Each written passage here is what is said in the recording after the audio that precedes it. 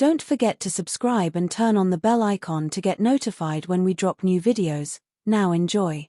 Amika felt a strange cold water on her body while in the office, and it was a booker. He poured her water. Confused, she tried to ask. Amika felt a strange cold sensation on her skin, jolting her awake. Water dripped down her face, soaking her clothes. She gasped, blinking in confusion. As her eyes adjusted, she saw a figure standing before her, a booker. His expression was blank, but in his hand was an empty bowl. The bustling noise around her was familiar.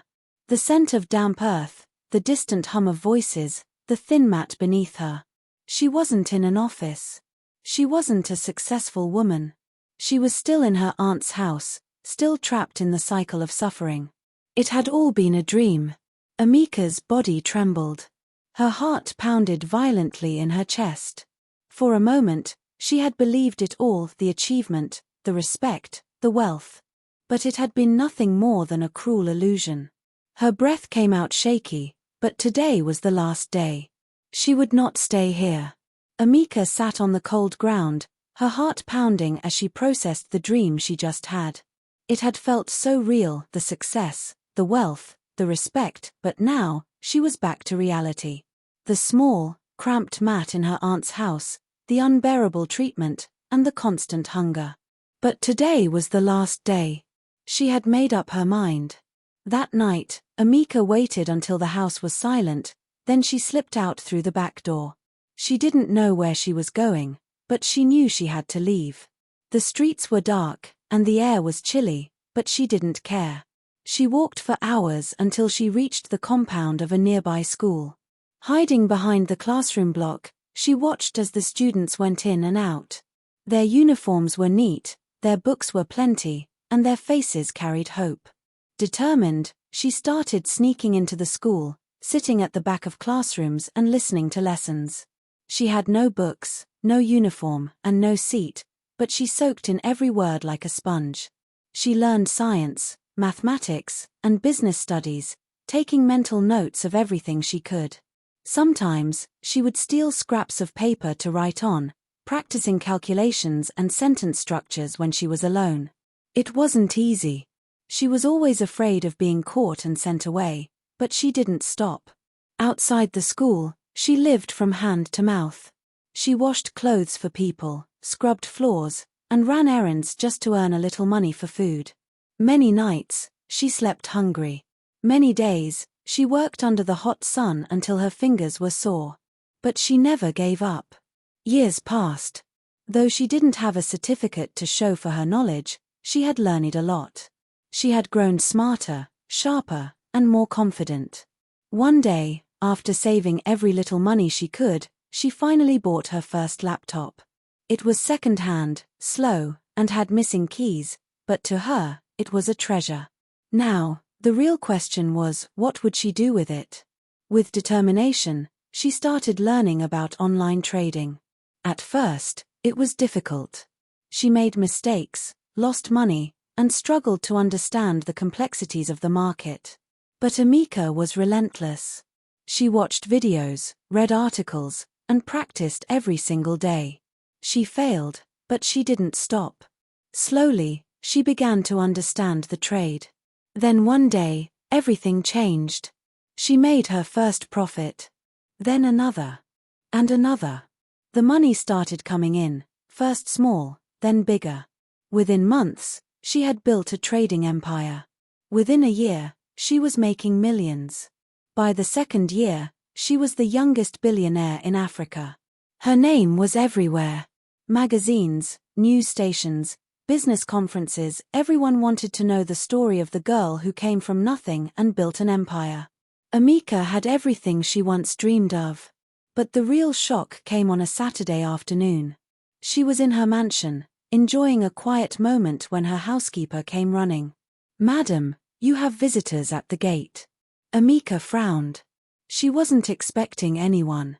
When she stepped outside, her breath caught in her throat. Standing there, looking worn out, wretched, and tattered, were her aunt and her family. No one knew how they found her house, but they did. Their eyes were filled with shame, regret, and desperation. Amika looked at them, her heart steady.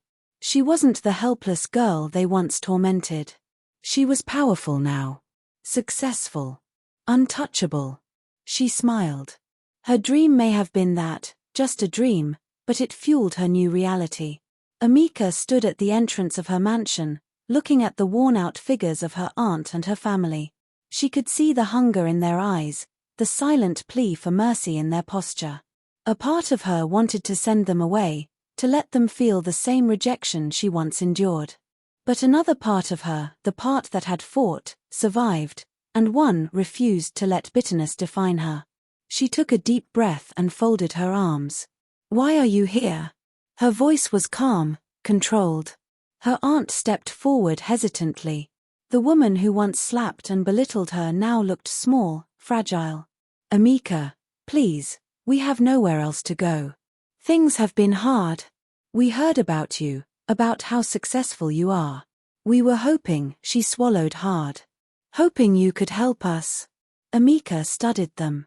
Her cousin, who used to mock her, couldn't even meet her gaze. Her uncle, who never lifted a finger to defend her, stood with his hands clasped like a beggar. How quickly tables turn. She could have sent them away. She had every right to. But instead, she turned to her housekeeper. "Set up the guest house for them." Her aunt's eyes widened in disbelief. "You mean? You can stay there for now. But let me be clear, I'm not doing this out of obligation. I owe you nothing. This is my choice." Tears streamed down her aunt's face as she nodded. "Thank you, Amika. Thank you." Amika walked away, her heart steady. She wasn't the same girl they had abandoned. She was a woman who had conquered life on her own terms. She had nothing to prove to them anymore. As she stepped into her study, she sat in front of her laptop, staring at the screen. A new business deal awaited her attention. Her success wasn't about revenge, it was about proving to herself that she was always meant for greatness. And she had done just that. She clicked on the contract before her and smiled. The future was hers to shape. Amika sat in her luxurious office, the view of the city stretching out before her. The past was behind her, but it had shaped her into the woman she had become. Every decision, every hardship, had brought her to this moment. Yet, as she leaned back in her chair, she felt an unease creeping into her chest. A knock on the door pulled her from her thoughts. "Come in," she called. Her assistant stepped inside, a hesitant look on her face. "Madam, there's someone here to see you. He says it's urgent." Amika frowned. "Who is it?" "His name is Chaka. He said you'd understand." Her heart skipped a beat. Chaka. The boy who had been her only friend in those hard days. The one who had helped her sneak into the school, who had shared his lunch with her when she had nothing. She hadn't seen him in years. "Send him in," she said, her voice calm but her mind racing. A few moments later, Cheka stepped in. He was different now, taller, leaner, but his eyes held the same kindness she remembered. Yet, there was something else in them now. Desperation. "Amika," he said, his voice heavy with emotion. "I didn't know if you'd see me." She gestured for him to sit. "Why wouldn't I? You helped me when no one else did. What's going on?" He sighed, rubbing his face. "Things have been hard. After school, I tried to start a business, but it failed. My mother is sick, and I have nothing left. I didn't come here to beg, but I needed to see you. To know if the dreams we had back then actually meant something." Amika felt a pang of sorrow. She had come so far, but some of those who mattered most had been left behind. "You never have to beg me, Cheka," she said softly. "You were there when I had nothing. Now, let me be there for you." Tears welled in his eyes, but he quickly blinked them away. "I don't want handouts. Just an opportunity." She smiled. "Then consider yourself hired. I need people I can trust." Relief flooded his face, and for the first time in a long time, he smiled genuinely. Amika leaned back, satisfaction settling in her chest. She had built an empire, But it meant nothing if she couldn't lift others along the way. The journey wasn't just about wealth, it was about rewriting destiny for those who never had a chance. And she wasn't done yet. After helping Chaka and giving him a position in her company, Amika had to travel out of the country to finalize an important deal. It was a crucial investment that would further expand her business empire. She left Chaka under the supervision of her trusted manager, Mr. Adebayo, ensuring he learned the ropes while she was away. At first, everything seemed fine. Chaka worked diligently, eager to prove himself. He was sharp, hardworking, and dedicated, qualities that quickly earned him respect among the staff. However, it wasn't long before trouble started brewing. Amika's aunt and her family soon learned about Chaka's new position, and they were furious. To them, Amika had committed an unforgivable offense. In their eyes, she should have given the opportunity to their son, Tebena, instead of bringing in an outsider like Chaka. They had always believed that Amika owed them for taking her in, and now they felt betrayed. Tebena himself was livid. He had always envied Amika's success, but he never expected her to place a mere childhood friend above family. His mother, Amika's aunt, wasted no time in confronting Chaka at the company. "You think you can just walk in and take what belongs to our family?" she spat at him one morning, marching into the office unannounced. "Amika owes us everything. You are nothing but a commoner she picked from the streets." Chaka, though taken aback, remained composed. "Ma, with all due respect, Amika's success is hers alone. She built this company from the ground up. No one handed it to her." His words only fueled their anger. Tebena, who had followed his mother, stepped forward. "If anyone deserves to be here, it's me. I am her blood, not you. What makes you so special?" Chika sighed. He had never wanted any trouble, only a chance to rebuild his life. "Tebena, you've always had opportunities. I was never given any. Amika chose to help me because she knows my struggles. Instead of fighting me, why not prove you deserve a position here by working for it?" But Tebena wasn't interested in working his way up. He wanted power handed to him. Furious, he stormed out, swearing that Chaka would regret ever stepping foot in Amika's company. Meanwhile, across the ocean, Amika sensed that trouble was brewing back home.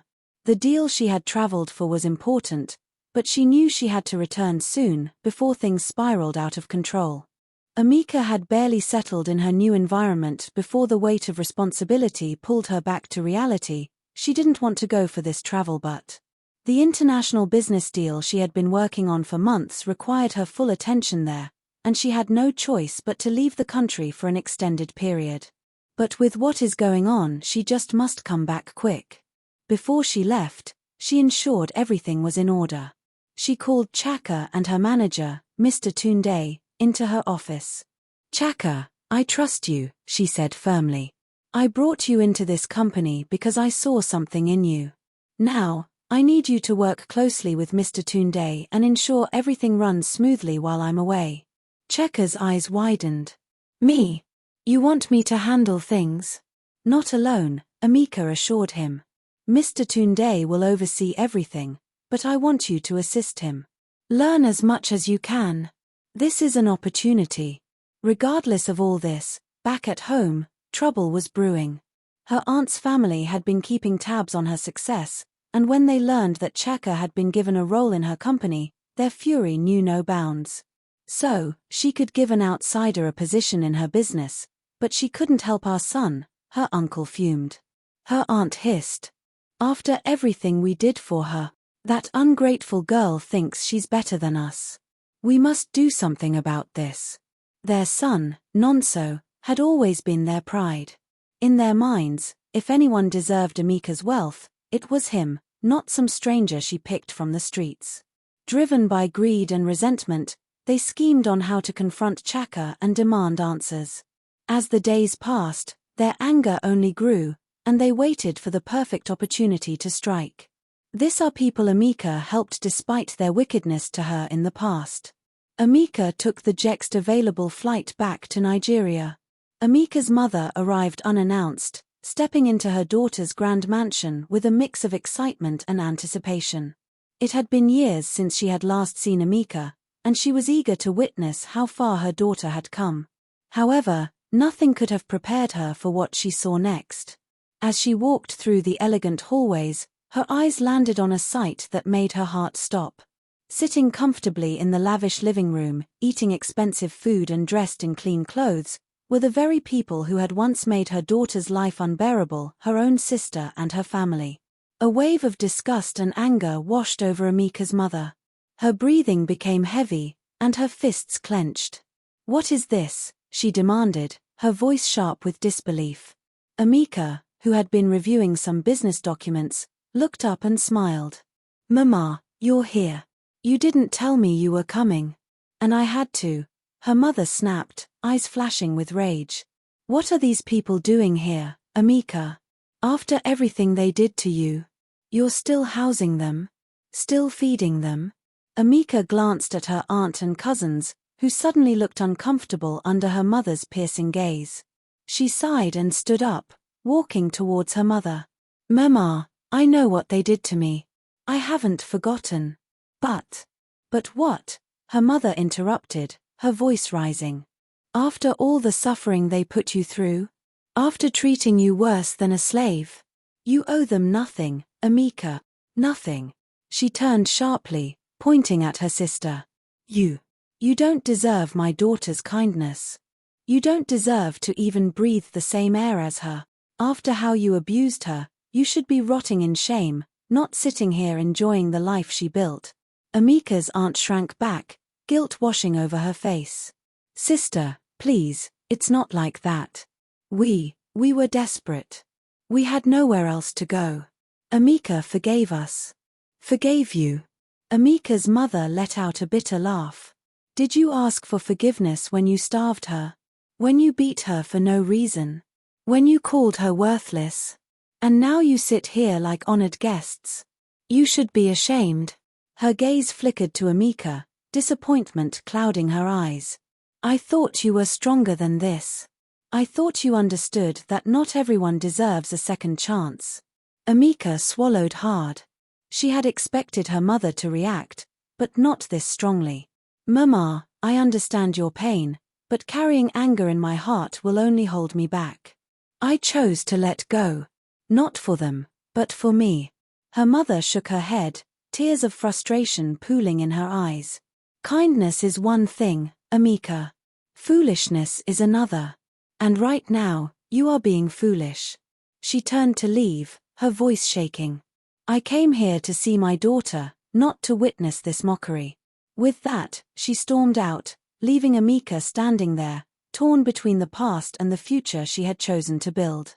Amika's mother arrived unannounced, stepping into her daughter's grand mansion with a mix of excitement and anticipation. It had been years since she had last seen Amika, and she was eager to witness how far her daughter had come. However, nothing could have prepared her for what she saw next. As she walked through the elegant hallways, her eyes landed on a sight that made her heart stop. Sitting comfortably in the lavish living room, eating expensive food and dressed in clean clothes, were the very people who had once made her daughter's life unbearable, her own sister and her family. A wave of disgust and anger washed over Amika's mother. Her breathing became heavy, and her fists clenched. "What is this?" she demanded, her voice sharp with disbelief. Amika, who had been reviewing some business documents, looked up and smiled. "Mama, you're here. You didn't tell me you were coming. And I had to," her mother snapped, eyes flashing with rage. "What are these people doing here, Amika? After everything they did to you? You're still housing them? Still feeding them?" Amika glanced at her aunt and cousins, who suddenly looked uncomfortable under her mother's piercing gaze. She sighed and stood up, walking towards her mother. "Mama, I know what they did to me. I haven't forgotten." But what?" her mother interrupted, her voice rising. "After all the suffering they put you through? After treating you worse than a slave? You owe them nothing, Amika, nothing." She turned sharply, pointing at her sister. You don't deserve my daughter's kindness. You don't deserve to even breathe the same air as her. After how you abused her, you should be rotting in shame, not sitting here enjoying the life she built." Amika's aunt shrank back, guilt washing over her face. "Sister, please, it's not like that. We were desperate. We had nowhere else to go. Amika forgave us." "Forgave you?" Amika's mother let out a bitter laugh. "Did you ask for forgiveness when you starved her? When you beat her for no reason? When you called her worthless? And now you sit here like honored guests. You should be ashamed." Her gaze flickered to Amika, disappointment clouding her eyes. "I thought you were stronger than this. I thought you understood that not everyone deserves a second chance." Amika swallowed hard. She had expected her mother to react, but not this strongly.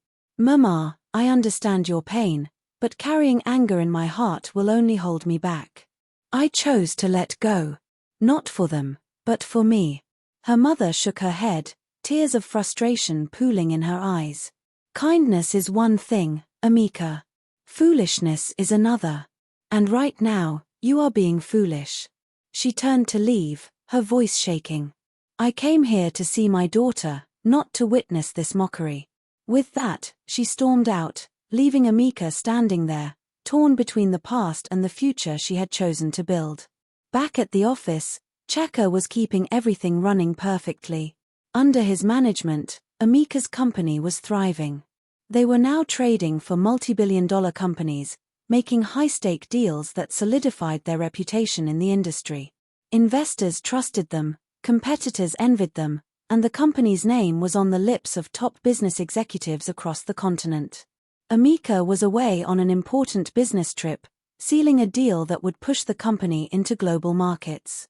She had left everything in the hands of Chaka and her manager, both of whom were proving to be more than capable. The operations were smooth, and profits were soaring. However, back at Amika's mansion, her aunt had other plans. Staying in Amika's house had given her access to things she had never imagined: luxury, comfort, and the chance to manipulate. Though she was grateful for being allowed to stay, deep down, resentment and greed festered in her heart. To her, Amika's success should have belonged to her son. It angered her that Amika had chosen to uplift a stranger like Chaka instead of her own cousin. Night after night, she whispered poisonous words into her son's ears, fueling his bitterness. "Look at you, living in her house, eating her food, yet she treats you like a beggar while that Chaka boy enjoys the power. That company should be yours. You are family. Chaka is just an outsider. If Amika truly cared, she would have given you the opportunity instead." Her words ignited something dark in her son. He had always felt overshadowed, but now, with his mother's manipulation, envy took root.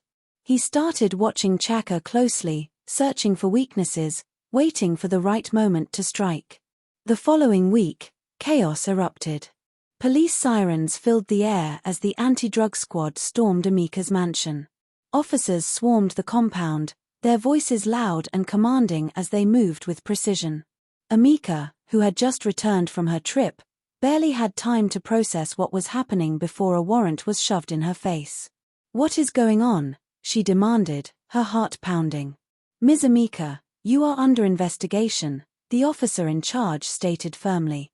"There has been a report linking your company to illegal drug trafficking." "What?" Amika's voice rose in disbelief. "That's impossible. Who would say such a thing?" The officer exchanged a glance with his team before responding. A whistleblower came forward with evidence. "We have reason to believe that illegal activities have been taking place under your company's name. You'll need to come with us for questioning." Amika's blood ran cold. Someone had set her up, and she had a sinking feeling she knew exactly who was behind it. Hello family, kindly tell us where you are watching from and the time your watch says right now in the comment section. We would love to hear from you, and don't forget to subscribe and turn on the bell notification. New series are coming very soon. Subscribe. Feel free to support us by joining Zahra Premium. Thanks.